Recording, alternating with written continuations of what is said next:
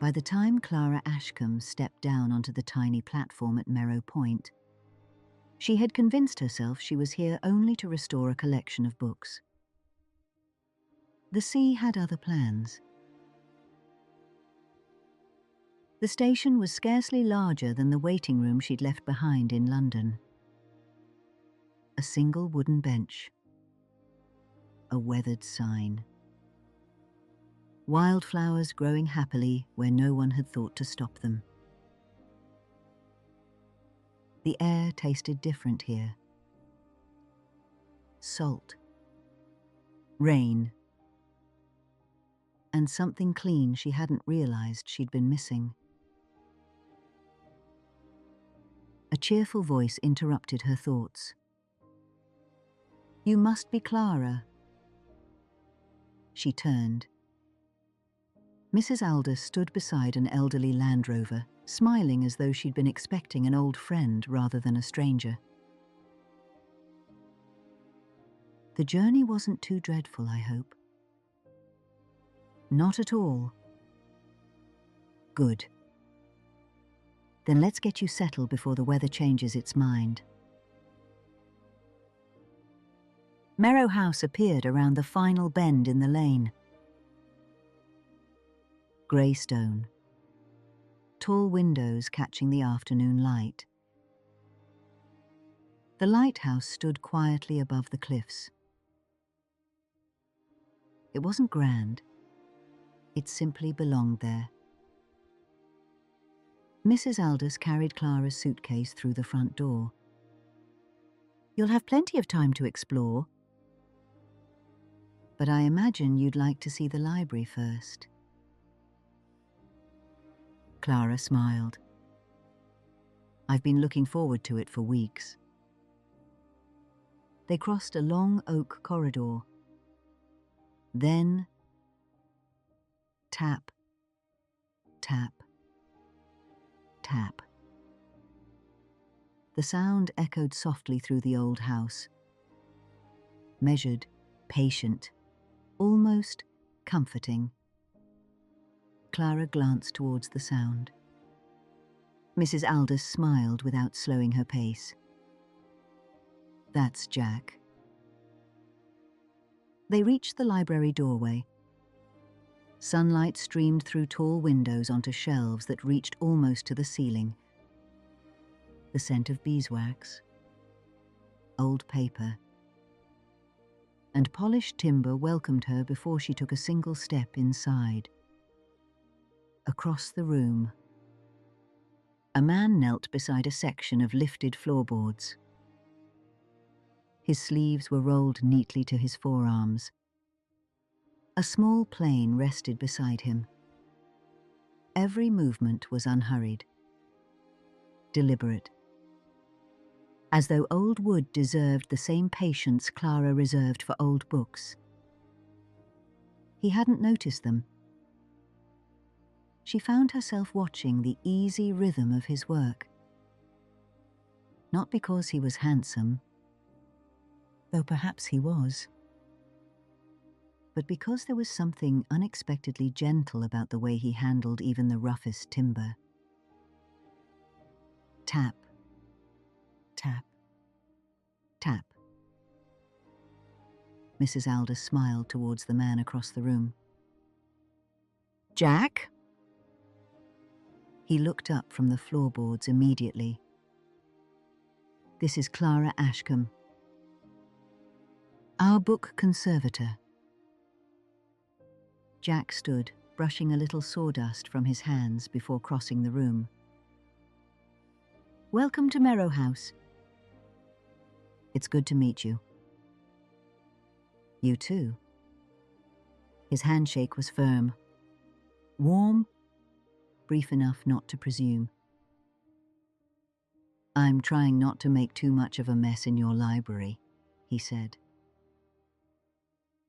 She glanced at the neatly stacked tools beside the lifted floorboards. "I think the books will forgive you." The corner of his mouth lifted. "I hope so." Mrs. Aldous looked between them with quiet satisfaction. "Well, I'll leave you both to your patients." She disappeared into the corridor. For a moment, neither Clara nor Jack seemed quite sure who should speak next. Jack nodded once. "I'd better rescue this floor before it decides to collapse. And I'd better rescue this book." He smiled. "So we're both in the restoration business?" "Seems we are." She crossed to the great oak table where the first leather-bound volume waited beneath a linen cloth. Carefully, she folded the cloth back. The cracked spine, the fragile pages, the unmistakable scent of old paper. She smiled. Across the room, the tapping stopped. She looked up. So did he. For a heartbeat, the old library became perfectly still. He smiled warmly, without the slightest trace of curiosity. As though new people simply arrived in old libraries every day. Then he nodded once, picked up his plane, and returned to the floorboards. Clara looked back down at the waiting book. Some minutes later, she realized she'd begun working to the quiet rhythm of his hammer. The thought made her smile. She wasn't entirely sure why. The following morning, Clara reached the library a little earlier. Not because she'd intended to. It simply happened. The room was quiet. She laid out her brushes, mixed a little paste, opened yesterday's book. For a brief moment she frowned. No tapping. How odd. She was just telling herself not to be ridiculous when the familiar rhythm floated down the corridor. Tap, tap, tap. Without thinking, she smiled. She noticed the smile almost immediately. "Honestly, Clara." Jack appeared a moment later, carrying a narrow oak board beneath one arm.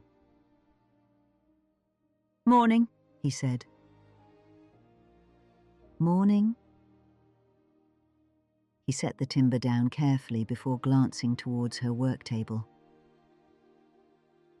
"How's the patient?" Clara blinked. "The patient?" He nodded towards the old book. "Looks like it's recovering." She laughed. "I think it's cautiously optimistic." Jack considered the book seriously. "That's encouraging." Before she could reply, something warm nudged against the back of her hand. She looked down.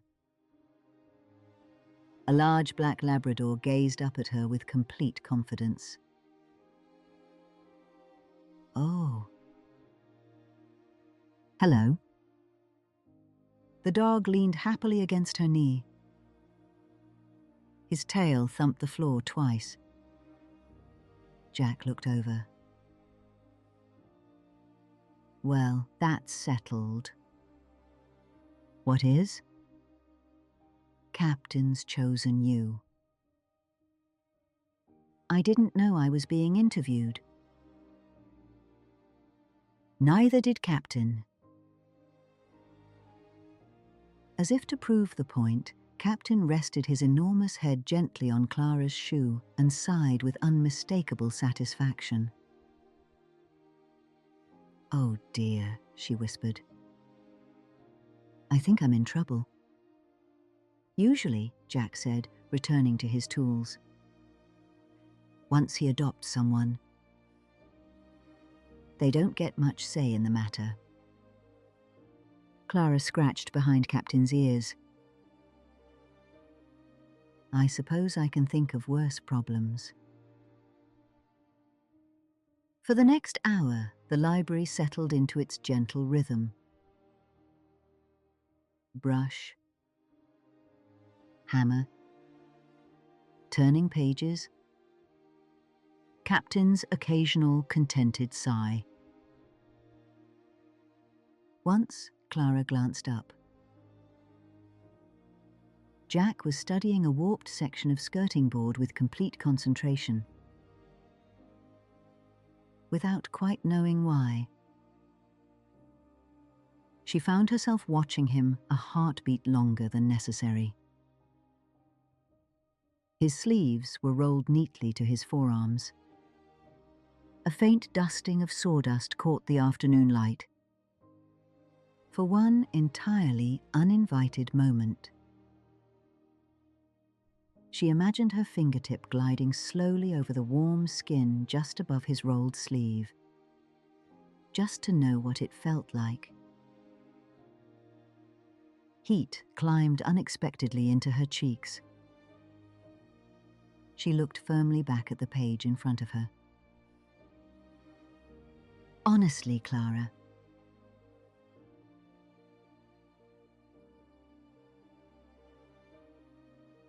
the library settled into an easy rhythm over the next few days. Jack worked at one end of the room, Clara at the other. Conversation drifted easily between them, sometimes about the house, sometimes about the books, sometimes not at all. The silence, she discovered, was never awkward. One afternoon, she looked up from a weather journal. Jack was carefully repairing the leg of an old reading table. He frowned at it thoughtfully, tilted his head, then smiled quietly to himself as though the table had finally agreed to cooperate. Without thinking, she smiled too. Jack glanced across the room. "What?" She hesitated. "I was just wondering. Do you always smile when a piece of furniture behaves itself?"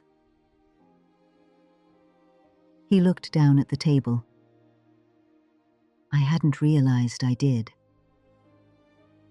"I'm afraid you do." He laughed softly. "That explains why the chairs usually win." Clara laughed with him. The sound lingered in the room long after the conversation had ended. She returned to the weather journal, read the same sentence twice, then a third time. None of it stayed in her mind. She sighed almost imperceptibly. Good heavens! She'd known the man for barely a handful of days, and somehow he'd already become a remarkably effective distraction. Honestly, Clara. By the following morning, working together no longer required discussion. Somehow they'd already learnt each other's rhythm. Jack looked up towards the highest shelves. "I'll need the ladder today." Clara glanced up from her notes. "So will I." He smiled. Well, we may have to share. The old oak ladder rolled quietly along its brass rail. Jack climbed first, checking a split in the timber above the shelves. Clara followed a little later, stopping several feet away to examine a row of neglected parish records. The library suddenly felt much smaller. Neither mentioned it. She reached for a faded ledger. Its spine resisted stubbornly. "It helps if you lift the back edge first," Jack said quietly. She tried again. The book slid free. "You've done this before," she smiled. "Ah, once or twice." She opened the ledger carefully. The ink had faded almost beyond reading.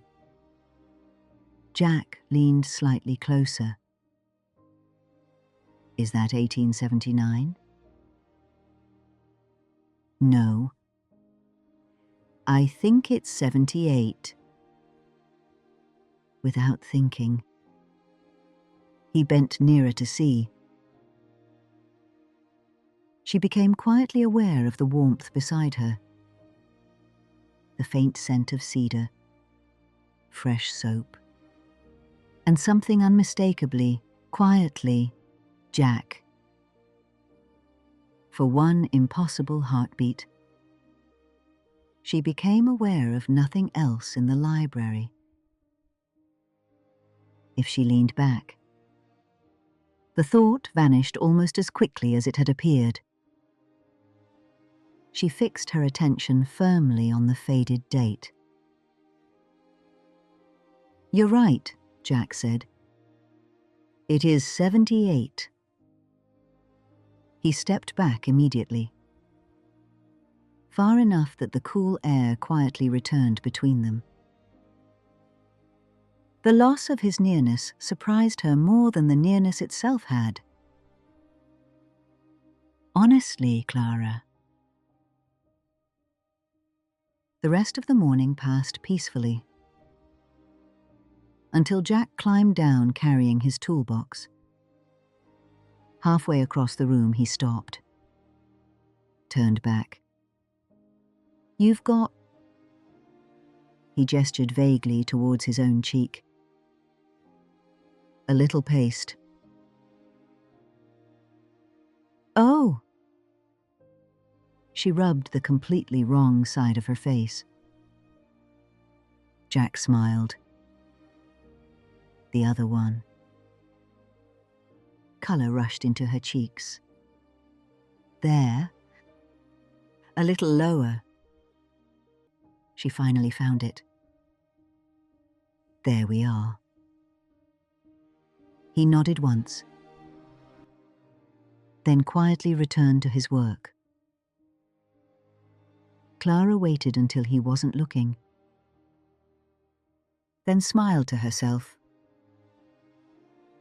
She wasn't entirely sure whether she'd been more relieved to remove the paste or disappointed he'd walked away.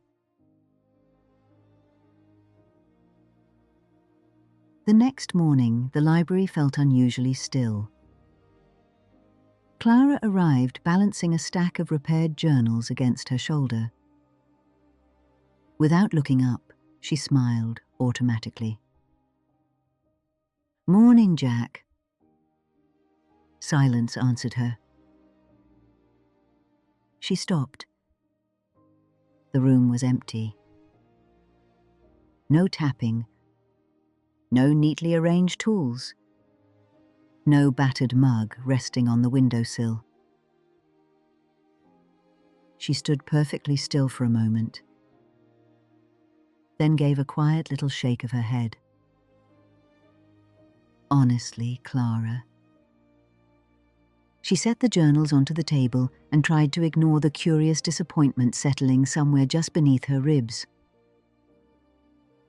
Ridiculous. The man was probably repairing something perfectly sensible somewhere else in the house.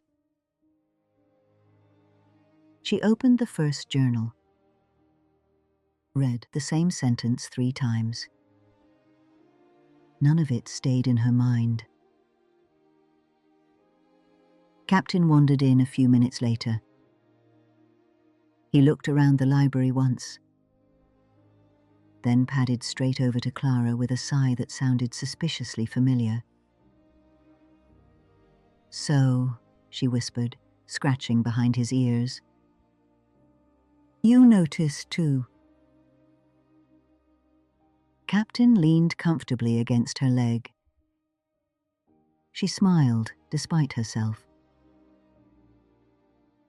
Half an hour later, footsteps echoed somewhere in the corridor. Before she realized what she was doing, she looked up. Not Jack. Just the postman delivering a parcel. She looked quickly back at her work. Good grief. This was becoming embarrassing. It wasn't until early afternoon that she finally heard it. Tap, tap, tap. The sound drifted faintly through an open window from somewhere outside. She closed her eyes for the briefest moment. There you are. The thought arrived so naturally that she actually laughed at herself. Honestly, Clara. That evening, lying in bed, she intended to think about tomorrow's work. Instead, she remembered the way he'd quietly smiled when Captain had adopted her. Then the way he'd pointed to the paste on her cheek. Then the warmth beside her on the ladder. She rolled onto her other side. Enough. Sleep. She counted backwards from 100. Made it to 93. Jack smiled somewhere in her thoughts. She sighed into the pillow. This time she imagined nothing new. Only replayed the ordinary moments she'd already lived, slowing them down as though she might discover something she'd missed. The sound of his laugh. The warmth of him beside the ladder.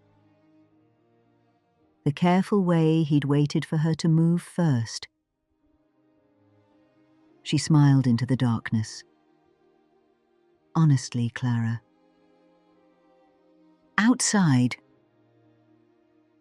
The lighthouse turned patiently across the sleeping sea. Inside. Sleep finally found her.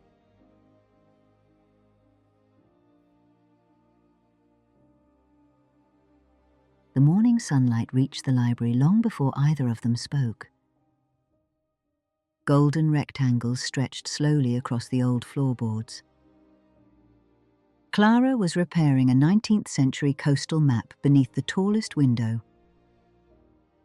Jack was replacing the warped timber frame above her. For a while, only the sounds of careful work filled the room. She dipped her brush. He measured twice. Captain sighed dramatically in a patch of sunshine. He's found the best spot again, Clara smiled. He usually does, Jack replied. A screw slipped from the window frame. It landed beside Clara's chair. I've got it. She bent to pick it up. When she straightened, Jack had climbed down beside her. She held out the screw. He reached for it. Their fingers brushed. Just enough to be certain it had happened. Neither acknowledged it. Jack thanked her quietly and climbed back onto the ladder. Clara tried to return to her map. She lasted almost 30 seconds. Her eyes drifted upwards of their own accord. Jack was tightening the last hinge above the window. His sleeves were rolled high today. Sunlight caught the strong line of his forearm as he worked. She watched the easy certainty of his hands, the quiet strength in his shoulders, the unconscious way he bit gently on the inside of his cheek whenever something demanded complete concentration. Good heavens! When had she started noticing things like that? As though answering her own question, she imagined reaching up, very gently, sliding one fingertip along the warm line of his forearm,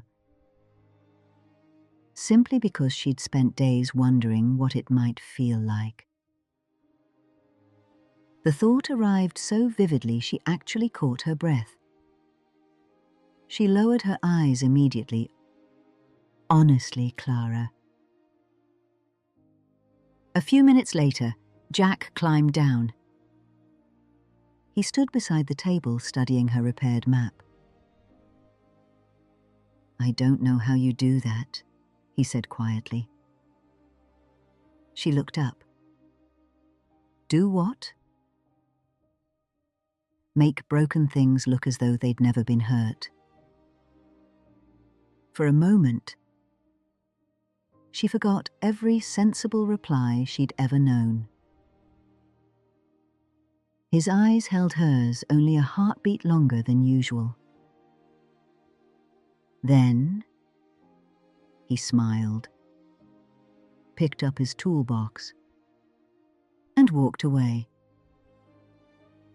She watched him go, entirely against her better judgment. Her eyes lingered just a fraction too long on the easy confidence of his stride.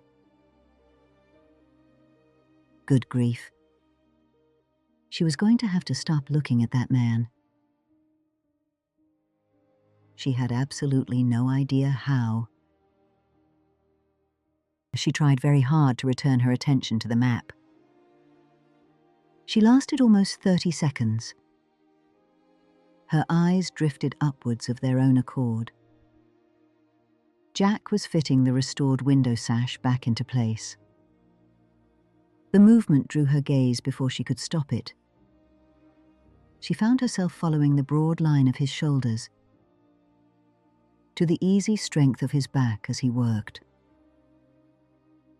There was a quiet solidity about him, the kind that asked for no attention, yet somehow held all of hers.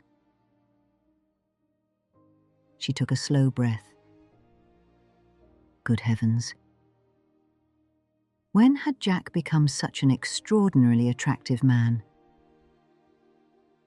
The question startled her, because the truthful answer was, he probably always had been.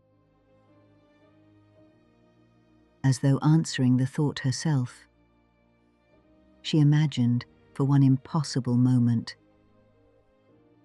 without warning, she imagined what it might feel like to have Jack's hand rest, just for a moment, at the small of her back as he guided her through a narrow doorway. The warmth of the imagined touch lingered far longer than the thought itself. She closed her eyes briefly. This was becoming decidedly inconvenient. The thought arrived so vividly, she actually caught her breath. She lowered her eyes immediately. Honestly, Clara. Jack had always believed people revealed themselves when they thought no one was watching. Old houses certainly did. So did damaged furniture. Apparently, so did book conservators. Clara never realized she spoke softly to the books she repaired. Not words exactly, more little murmurs of encouragement. There we are. That's better. As though the paper itself might be comforted. The first time he'd heard it, he'd smiled without meaning to. Now, he listened for it. She frowned whenever a repair refused to cooperate. She tucked loose strands of hair behind her ear with the back of her wrist whenever her fingertips were covered in paste. She always looked faintly pleased with herself after rescuing a particularly difficult page, though she'd glance around the room first, as if hoping nobody had noticed. He always noticed. What surprised him most was how often he found himself looking up from his own work. Never for any reason. Simply to see whether she was there. One afternoon she laughed quietly to herself over something she'd read. He looked up almost immediately. "What is it?" She smiled across the room. "This diary says, Mr. Wilcox insists the Lighthouse cat understands French." Jack considered this very seriously. It would explain why it ignores everyone else. She laughed properly then. The sound echoed gently through the library. Jack looked back at the cabinet he was repairing. The chisel was still in his hand. He'd completely forgotten what he'd been about to do. That was new. He wasn't a man who lost concentration. Yet lately, Clara Ashcombe seemed remarkably capable of stealing it. He smiled to himself, then shook his head almost imperceptibly. Goodness. This was becoming mildly inconvenient. Rain arrived just after breakfast. Not a storm. Just a gentle Cornish rain that softened the windows and wrapped Merrow House in quiet. Jack eased another loose floorboard free beside the fireplace. Something slid into the narrow gap below. He frowned. Clara. She looked up immediately. "What have you found?" "I'm not sure." He crouched lower and carefully lifted out a small envelope, yellowed with age. "I think this belongs to you." She smiled. "It certainly doesn't." "No," he smiled back. "But you're the expert." Together, they carried it to her work table. Jack remained beside her while she brushed away decades of dust with slow, practiced movements. She could feel him watching her hands. For reasons she couldn't explain, she liked that rather more than she should. When the envelope was finally opened, a single folded letter slipped into her palm. April, 1947. She read silently for a minute. Jack waited. He never hurried her. At last she smiled. "It's from a sister to her younger brother." "Oh? I thought it would be a love letter." "So did I," she laughed softly. "She's reminding him to feed the dog." Jack laughed too. I imagine some things never change. Silence settled comfortably between them. Only the rain, the ticking clock, and the careful sound of Clara repairing one tiny tear remained. Jack watched her work for a while, then spoke almost to himself. Do you ever wonder? She didn't look up.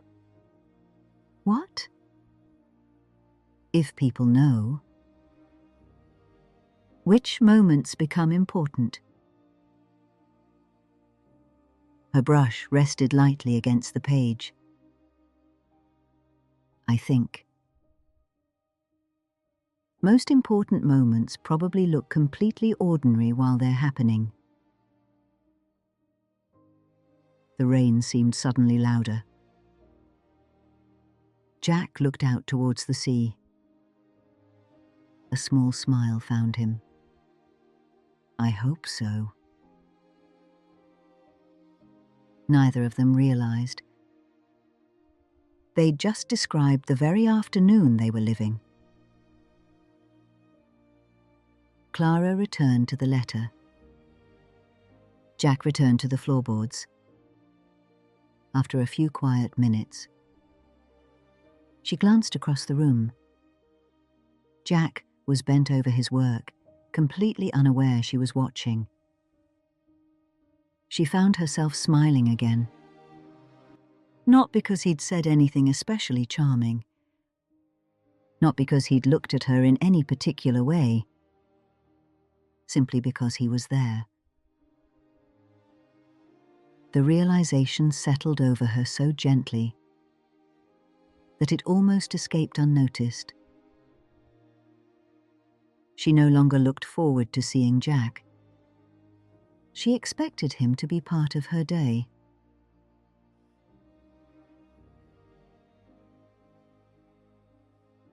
Late that afternoon, Jack paused beside one of the oldest bookcases. I think I've found something. Clara looked up immediately. What is it? He tapped gently against the timber. It sounds hollow. Together, they eased the heavy bookcase a few inches away from the wall. Hidden behind it was a narrow oak door no wider than a wardrobe. Clara laughed in surprise. A secret room? I think, Jack smiled. More of a forgotten cupboard. The old latch gave way with a gentle click. Cool air drifted out, carrying the scent of cedar, dust, and old paper. Jack picked up the lantern from the reading table. After you. The cupboard was barely large enough for 2 people. Shelves lined the walls. Rolled maps rested in leather tubes. Bundles of letters slept beneath a fine layer of dust. Clara stepped carefully inside. Jack followed, closing the door most of the way behind them to keep the lantern light steady. The tiny room became wonderfully quiet. She turned to look at the nearest shelf. At exactly the same moment, Jack turned too. They stopped, much closer than either had expected. She could see the tiny flecks of sawdust still caught in his hair. His eyes looked softer in the lantern light. Neither moved. Neither seemed entirely certain they wanted to. Jack cleared his throat quietly. I think. These are the original Lighthouse plans. Clara looked down far too quickly. Oh, yes, Of course they were. Together they unrolled the first drawing across a narrow shelf. Their shoulders brushed. This time, neither stepped away immediately. A slow warmth spread through Clara before she could stop it. She became suddenly aware that she'd never once heard Jack raise his voice. He always spoke quietly, as though every word deserved to arrive gently. Without warning, she found herself wondering what it would feel like to have him speak that softly with only inches between them. The thought sent an unexpected flutter through her chest. Honestly, Clara. She almost forgot what she was looking at. Jack pointed to a penciled note in the margin. Look. It says the lamp was moved 6 inches higher during the 1892 restoration. She leaned closer to read. He did the same. For one suspended heartbeat. Their heads were so close she could hear his breathing. Then Captain barked somewhere out in the library. Both of them smiled. The spell dissolved as gently as it had arrived. Jack opened the little door again. Natural light spilled into the cupboard. He stood aside. After you. As Clara stepped past, he instinctively rested one careful hand at the small of her back. Only for a second. Only to steady her over the raised threshold. The warmth of that brief, innocent touch travelled through her long after his hand was gone. She had a sudden, ridiculous suspicion that she was in far deeper than she'd ever intended. The following evening arrived quietly. Rain had finally cleared. The last of the sunlight rested across the library floor in long golden bands. Clara closed the final book of the day. With gentle hands, she covered it once more with its linen cloth. Across the room, Jack fastened the clasp on his toolbox. Neither seemed in any particular hurry to leave. Captain stretched extravagantly before wandering towards the door. Jack smiled. I think we've been dismissed. Clara laughed softly. I believe you're right. Together they walked through the quiet corridor. The old house seemed somehow different in the evening. Gentler. More secretive. At the foot of the staircase, they stopped almost automatically. Good night, Clara. Good night, Jack. He started towards the stairs. One step, then another. Clara watched him go for just a moment longer than she meant to. Then turned towards her own room. She'd taken only a few steps when she heard footsteps behind her. She turned. Jack had stopped halfway up the staircase. He looked faintly amused with himself. I was almost upstairs, and realized I'd spend the whole evening annoyed with myself if I didn't say this. Clara waited. Her heart had suddenly become remarkably interested in the situation. Jack smiled. I'm very glad you came to Merrow House. Nothing more, nothing less. For a heartbeat, she couldn't find a single sensible word.